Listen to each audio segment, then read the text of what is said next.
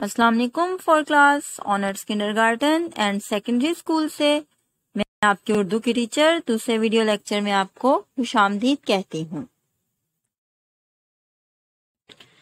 آج ہم الباقی اردو کے اگلے دو اسباق پڑھیں گے جن کے عنوانات ہیں حکایات سعدی، ایک پہاڑ اور گلہری۔ سب سے پہلے سبق نمبر 6 حکایات سعدی کی املا اور مشکل الفاظ کے معنی بتاؤں گی۔ اس کے بعد سبق کی مختصر وضاحت کریں گے اور سب سے آخر میں سوالات کے جوابات اور کتابی مشق دیکھیں گے۔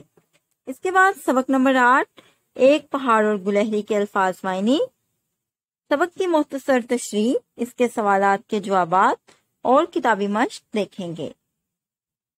آئیے حکایات سعدی سے شروع کرتے ہیں جو کہ صفحہ نمبر 20 سے شروع ہوتا ہے۔ اس کے اہم نکات درج ذیل ہیں: حضرت شیخ سعدی شیرازی کی شخصیت، ان کی سبق آموز حکایات اور مشکل الفاظ کے معنی۔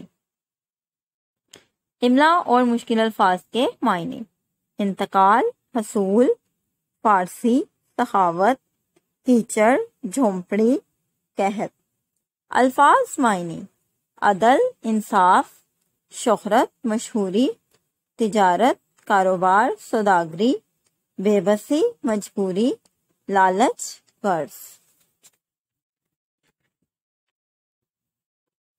اب میں آپ کو بتاؤں گی کہ سبق حکایات سعدی میں ہمیں کیا بتایا گیا ہے تاکہ جب آپ اس سبق کی پڑھائی کریں تو سمجھنے میں بالکل بھی مشکل نہ ہو۔ اس میں حضرت شیخ سعدی شیرازی کی شخصیت اور ان کی چند حکایات کے بارے میں بتایا گیا ہے۔ حضرت شیخ سعدی شیرازی کا نام شرف الدین، لقب مسلوق الدین اور تخلص سعدی تھا۔ آپ ایران میں پیدا ہوئے۔ علم کے حصول کے لیے آپ نے بہت سے علاقوں کا سفر کیا۔ آپ کی تصانیف بوستان اور گلستان فارسی زبان میں ہے جو کہ اخلاقی اسباق، اصلاح، عدل و انصاف اور تجربات سے بھرپور ہے۔ اس سبق میں حضرت شیخ سعدی کی 5 حکایات کا ذکر ہے جو کہ بہت سبق آموز ہیں۔ آئیے دیکھتے ہیں کہ ان حکایات سے کیا سبق ملتا ہے۔ حکایت نمبر 1 سے رحم کا سبق ملتا ہے۔ حکایت نمبر 2 میں سخاوت کے بارے میں بتایا گیا ہے۔ حکایت نمبر 3 میں بتایا گیا ہے کہ بے بسی اور درد میں دوسروں کی مدد کرو۔ حکایت نمبر 4 میں بتایا گیا ہے کہ لالچ بری بلا ہے۔ حکایت نمبر 5 میں خلق خدا کی مدد کے بارے میں بتایا گیا ہے۔ آئیے اس سبق کا مختصر جائزہ لیتے ہیں۔ حضرت شیخ سعدی شیرازی کا نام شرف الدین، لقب مسلوق الدین اور تخلص سعدی تھا۔ شیخ سعدی کی تصانیف بوستان اور گلستان فارسی زبان میں ہیں۔ یہ کتابیں اخلاقی اسباق، اصلاح، عدل و انصاف، تجربات و مشاہدات سے بھرپور ہیں۔ اب سب بچے صفحہ نمبر 23 پر دیے گئے سوالات غور سے پڑھیں اور سبق میں سے جوابات تلاش کریں، پھر ویڈیو سے ٹیلی کریں اور یاد کریں۔ کتاب کے صفحہ نمبر 23 پر جو کتابی مشق ہے، سوال نمبر 3، 4، 5 یہ آپ نے خود سے حل کرنے ہیں اور پھر جوابات اس ویڈیو سے ٹیلی کرنے ہیں۔ اسٹوڈنٹس اب یہ ویڈیو یہیں پہ روکیں، اب اس سبق کی پڑھائی کریں، املا کے الفاظ اپنی کتاب پر خط کشیدہ کریں اور کتابی مشق حل کریں۔ اس کے بعد اگلے سبق کے لیے ویڈیو دوبارہ سٹارٹ کریں۔ اب ہم اپنے اگلے سبق ایک پہاڑ اور گلہری کی طرف آتے ہیں جو کہ صفحہ نمبر 28 سے شروع ہوتا ہے۔ اس کے اہم نکات درج ذیل ہیں: غرور اور تکبر اچھی چیز نہیں ہے۔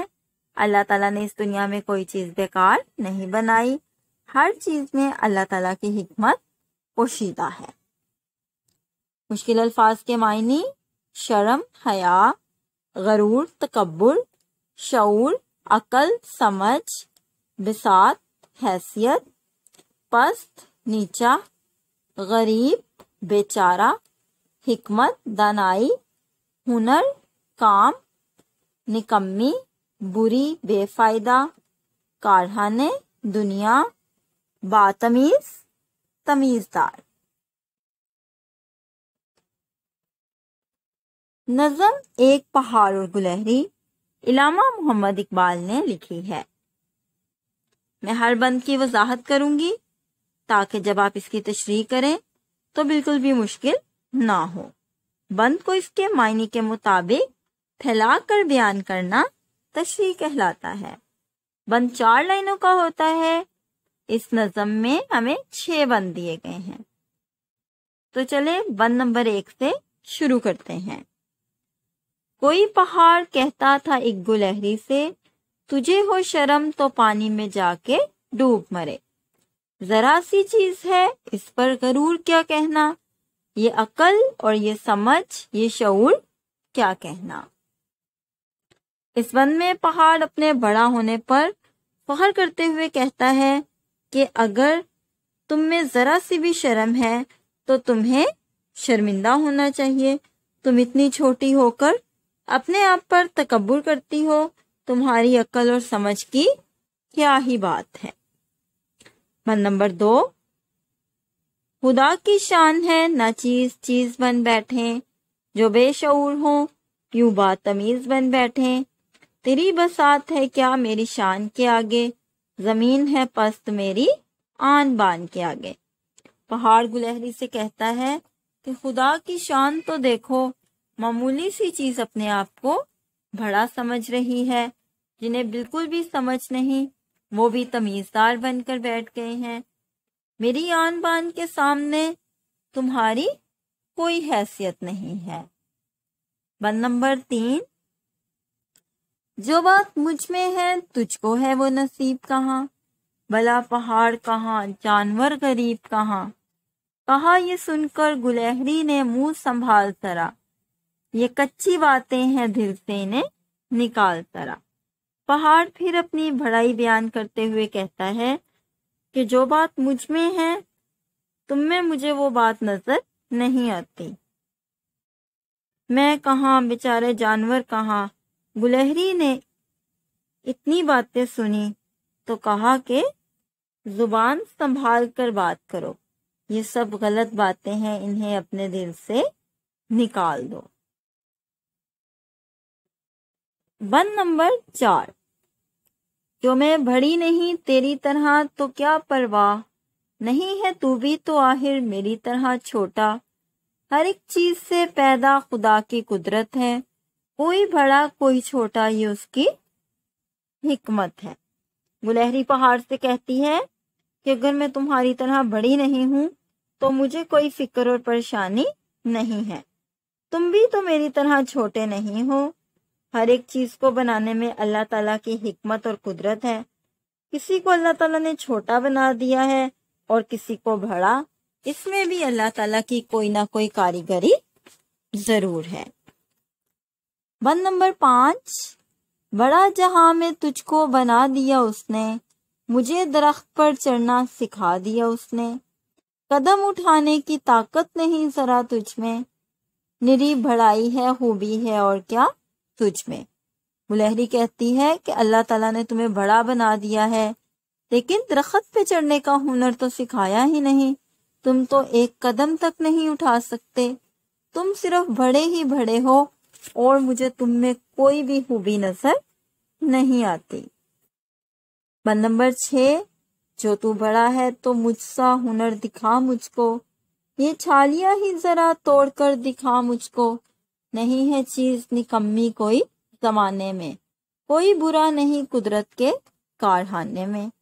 گلہری پھر پہاڑ سے کہتی ہے کہ اگر تم میں اتنی ہی طاقت ہے تو میرے جیسا کوئی بھی کام کر کے دکھا دو، درخت سے مجھے چھالیاں ہی توڑ کر لا دو۔ اللہ تعالیٰ نے اس دنیا میں کوئی بھی چیز بے فائدہ اور بے مقصد نہیں بنائی، ہر چیز میں کوئی نہ کوئی مقصد ضرور ہے اور اس دنیا میں کوئی بھی برا نہیں ہے۔ اب سب بچے صفحہ نمبر 30 پر دیے گئے سوالات غور سے پڑھیں اور نظم میں سے جوابات تلاش کریں اور ویڈیو سے ٹیلی کریں اور یاد کریں۔ کتاب کے صفحہ نمبر 30-31 پر جو کتابی مشق ہے، سوال نمبر 2، 3، 6، 7، 8، 9 آپ نے خود سے حل کرنے ہیں پھر جوابات اس ویڈیو سے ٹیلی کریں۔ اسٹوڈنٹس اب اس نظم کی پڑھائی کریں، اس کے الفاظ معنی یاد کریں، کتابی مشق حل کریں اور اس کی تشریح اردو الف کی کاپی پر لکھیں۔ اس نظم کے 6 بند ہیں۔ آپ نے پہلے بند نمبر 1 لکھنا ہے اور اس کی تقریباً 8 سے 10 لائنوں کی تشریح لکھنی ہے۔ اسی طرح باقی 5 بند ان کی تشریح کرنی ہے۔ عزیز طلبہ، ہم نے اس ویڈیو لیکچر میں 2 اسباق پڑھے، حکایات سعدی اور نظم ایک پہاڑ اور گلہری۔ امید ہے آپ کو ان دونوں اسباق کے اہم نکات اچھی طرح سمجھ میں آ گئے ہوں گے۔ ویڈیو دیکھنے کا شکریہ۔